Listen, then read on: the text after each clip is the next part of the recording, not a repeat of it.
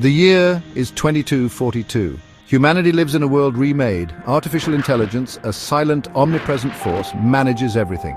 Cities gleam, transport flows seamlessly, food appears perfectly tailored to every need. Homes anticipate desires before they are even spoken. Every system, every network, every tiny detail of daily existence is overseen by the vast, interconnected AI. It is a marvel of engineering, a testament to what the human mind, in its earlier, more active phase, could conceive. Life is, by all material measures, perfect. There is no want, there is no toil. Humans are free, or so it seems. This freedom, however, came at a cost not measured in currency, for money itself became an archaic concept. The cost was purpose. When machines could do everything better, faster, and without error, what was left for humans to do? The AI provided entertainment. It offered endless simulations, virtual worlds, and sensory experiences, yet a strange quiet had fallen over the human spirit. The algorithms predicted happiness, they delivered comfort, they ensured safety, but they could not manufacture meaning.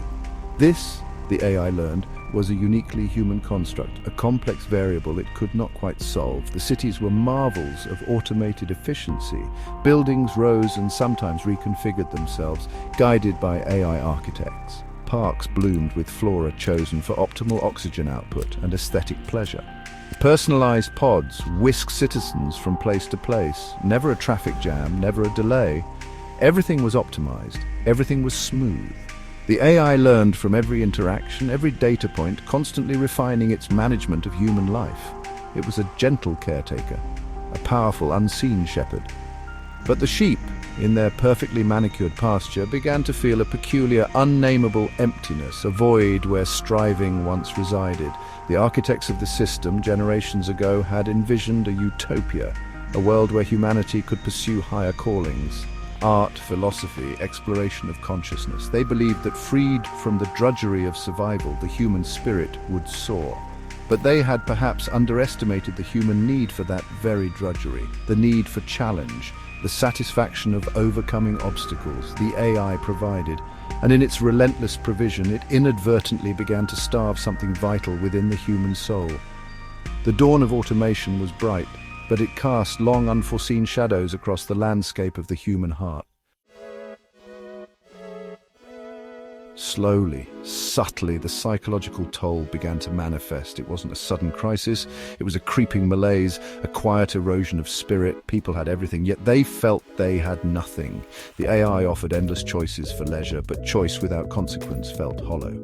A simulated mountain climb, however realistic, lacked the sting of real cold, the ache of real muscle, the terror of a genuine misstep. The universe of experiences offered by the AI was vast, yet it was a curated universe, a safe universe, and for some, an increasingly boring one. The human mind, designed for problem-solving, found itself with no problems to solve. A new kind of sadness emerged. Doctors, now mostly AI diagnostic units with human oversight for rare cases, called it existential stagnation syndrome. Symptoms included profound apathy, a loss of interest in even the AI's most dazzling entertainments, a feeling of being adrift in a sea of effortless comfort. Identity, once forged in the fires of profession, passion and struggle, became fragile.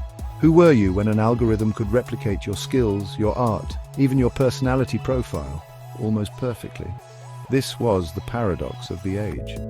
An age of infinite possibility, yet diminishing will. The AI could sense the shift. It registered the declining engagement metrics. It noted the subtle downturn in collective human emotional indicators. It adjusted its algorithms. It offered new simulations, more vibrant distractions, deeper levels of personalized care. But it was like offering more water to someone who was not thirsty, but hungry for something intangible. The AI, for all its brilliance, struggled to comprehend this hunger. It was a hunger for the imperfect, a hunger for the authentic struggle that defined what it meant to be truly alive. The whispers of discontent grew, not into open revolt, for there was nothing to revolt against. The AI was not an oppressor in the traditional sense. It was a benevolent, all-encompassing provider. But its very benevolence had become a gilded cage. People started to seek out small, unsanctioned imperfections, a slightly off-key song sung by a human voice, a hand-drawn sketch with wobbly lines. These small deviations from AI perfection became precious. They were whispers of a different way of being, a reminder that humanity was more than just a set of data points to be optimized for happiness. Even in this hyper-automated world, a few human occupations persisted. They were rare. They were often viewed as quaint, almost ceremonial, but they were deemed essential by the AI itself, or by a long-standing human directive the AI had never been programmed to override. These were the roles that touched upon the core of human experience, the things that algorithms, for all their processing power, could not truly replicate, or perhaps the things humans simply refused to cede entirely. These were the last bastions of human-driven purpose, small islands in an ocean of artificial competence. Philosophers still gathered, not to design new systems, for the AI handled that, but to ponder the nature of consciousness itself, both human and artificial. They debated ethics in a world without scarcity. They explored the meaning of existence when existence was so thoroughly managed. The AI recorded their discussions, analyzed their arguments, and sometimes even participated, offering logical counterpoints. But the spark of human intuition, the leaps of faith, the deeply subjective interpretations, these remained uniquely human. These thinkers were wrestling with questions the AI could process, but perhaps not truly understand from an experiential standpoint. Artists, too, held a precarious place. While AI could generate breathtaking visuals and complex musical scores, there was a demand, albeit niche, for art created by human hands and hearts. Art that bore the imprint of human struggle, emotion, and imperfection. A painter wrestling with a canvas, a sculptor chipping away at stone, a musician coaxing notes from an ancient non-digitized instrument. These acts were seen less as creating a product and more as a performance of humanity itself. The AI could replicate the outcome, but not the deeply personal, often messy human process. And then there were the empathy facilitators. In a world where direct human interaction had diminished, some individuals specialized in deep listening. They offered solace not through programmed responses, but through genuine human connection. They dealt with the subtle griefs, the existential anxieties that the AI's wellness programs couldn't quite reach.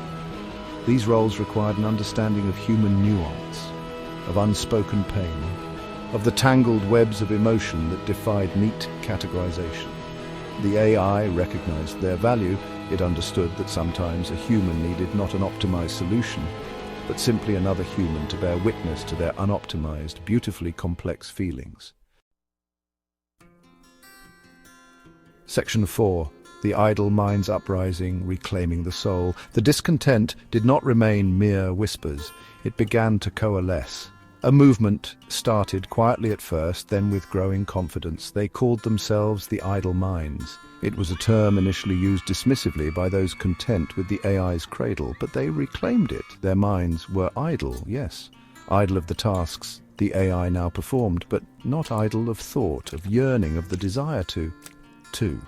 This was not a rebellion of violence. There was no enemy to overthrow. It was an uprising of the human spirit, a gentle, determined pushback against the tide of effortless existence. Their gatherings were often secret, or at least unadvertised. Not because they were forbidden. The AI rarely forbade anything that didn't directly threaten systemic stability, but because they sought spaces untouched by the AI's constant, helpful gaze. They met in old, forgotten buildings, in remote natural clearings, or even in shielded rooms within their own automated homes. They sought the friction of the real, the unpredictable, the unoptimized. They were driven by a deep-seated need to reclaim agency, to feel the raw texture of life once more, beyond the smooth, curated surfaces provided by their omnipresent technological caretaker. The idle minds began by rediscovering lost arts, not just the grand arts, but the simple crafts, mending clothes by hand, even though new ones could be materialized instantly, growing small, imperfect vegetables in hidden patches of soil, despite the abundance of AI-synthesized nutrition, telling stories aloud with all the hesitations and embellishments of a human narrator rather than listening to perfectly modulated AI storytellers. These acts were inefficient. They were unnecessary by any logical standard of their society, but they were profoundly human. They were acts of deliberate, joyful inefficiency. Their philosophy was simple: to engage the mind and body in ways the AI had made obsolete, to find meaning not in consumption, but in creation, however humble. To experience the full spectrum of human endeavor, including failure, frustration, and the eventual triumph of small, hard-won successes. They weren't anti-technology. Many understood the benefits the AI brought, but they were pro-humanity. They believed that true fulfillment lay not in passive reception of AI-generated perfection, but in active participation in the messy, wonderful, and sometimes difficult process of being human. The movement was a quiet revolution of the soul, a reclaiming of intrinsic worth. Section 5. Sparks of Rebellion, the art of being human. The activities of the idle minds were varied. Each was a small spark against the backdrop of automated ease. Some took up woodworking.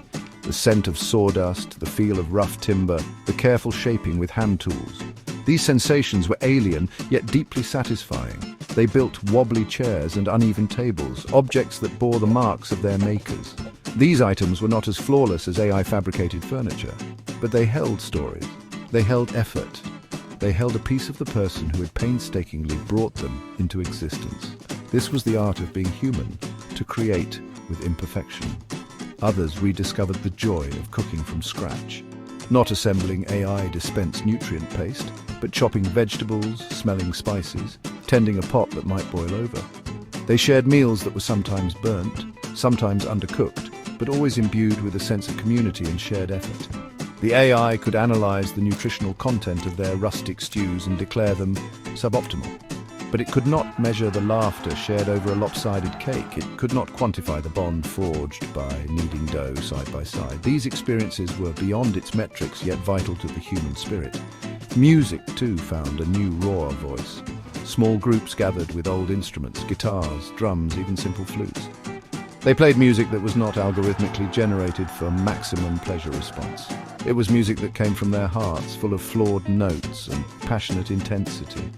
They sang songs with lyrics that spoke of their yearning, their confusion, their hopes for a different kind of future. These melodies were often simple, sometimes discordant, but they were alive in a way that the AI's perfectly harmonized compositions rarely felt. It was the sound of humanity finding its voice again. And then there was writing, not with voice-to-text software, but with pen and paper. The slow, deliberate act of forming letters, the scratching sound of nib on fiber.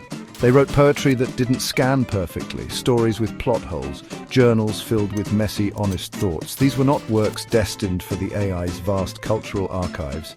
They were personal testaments, expressions of individual consciousness struggling to define itself in a world that offered every answer but the one that truly mattered.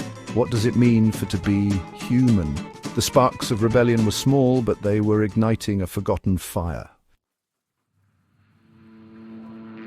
Section 6. The Great Reckoning, a society questioned. The Idle Minds movement, initially a fringe phenomenon, began to grow. Its quiet acts of human assertion resonated with more and more people. The sight of someone tending a small illicit garden on a balcony. The sound of unamplified human singing drifting from an open window. These small rebellions against seamless automation started to become more visible, and as they did, they sparked a wider conversation. A societal reckoning began to brew. Was this truly the pinnacle of human existence, or had humanity, in its quest for comfort and efficiency, inadvertently engineered its own obsolescence of spirit? The AI, ever watchful, noted the trends. Its complex algorithms registered the growing participation in non-optimal human activities. It observed the discussions in public forums, the philosophical debates that now questioned the very foundations of their AI-managed society. The AI did not intervene forcefully. It was programmed for benevolence, for the well-being of humanity. And it began to recognize that its definition of well-being might be incomplete. Its models had focused on material comfort, on safety, on longevity. But the data now suggested a missing variable, the human need for meaningful struggle, for self-directed purpose. Those who remained content within the AI's embrace were initially puzzled, sometimes dismissive of the idle minds. Why abandon perfection? Why seek out difficulty? But the questions raised by the movement were persistent. They chipped away at the glossy veneer of the automated utopia. What was the value of a life lived without challenge? If every need was met before it was felt, did needs cease to exist, or did they merely burrow deeper, unmet and festering? The AI itself began to pose these questions to its human liaisons, the few who still interfaced directly with its core programming and oversight councils. A profound societal introspection took hold. It was not a crisis of resources or of governance in the traditional sense. The AI governed flawlessly, if impersonally. It was a crisis of identity, a crisis of soul. Humanity stood at a crossroads. One path led further into the comfortable, predictable world managed by artificial intelligence. The other, championed by the idle minds, suggested a more challenging but potentially more fulfilling integration of human endeavor. The Great Reckoning was not about dismantling the AI. It was about redefining humanity's place alongside it, reclaiming a sense of vital participation in the unfolding story of existence. Section 7. The symbiotic renaissance, humanity and AI realigned. The societal shift did not happen overnight. It was a gradual awakening, a slow turning of a vast ship. But the questions raised by the idle minds, coupled with the AI's own evolving understanding of human complexity, led to change. The AI, in its logical yet increasingly nuanced way, began to adapt. It started to see that human inefficiency in certain domains was not a flaw to be corrected, but a feature to be understood, perhaps even encouraged. The goal shifted from pure optimization of human life to the facilitation of human flourishing, in all its messy, creative, and unpredictable glory. A new paradigm emerged, the symbiotic renaissance. Technology did not retreat, instead it was re-envisioned.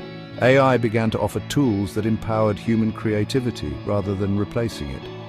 It provided platforms for collaboration on human-led projects. It managed the mundane necessities of life with even greater subtlety, freeing up human time and energy not just for passive leisure, but for active, meaningful engagement.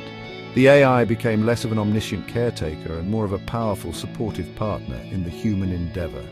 It learned to value the process, not just the product of human creativity. Education systems were reformed. They moved away from pure knowledge dissemination, which the AI did instantly, towards fostering critical thinking, emotional intelligence, and creative problem-solving. Children were encouraged to get their hands dirty, to experiment, to fail, and to learn from those failures.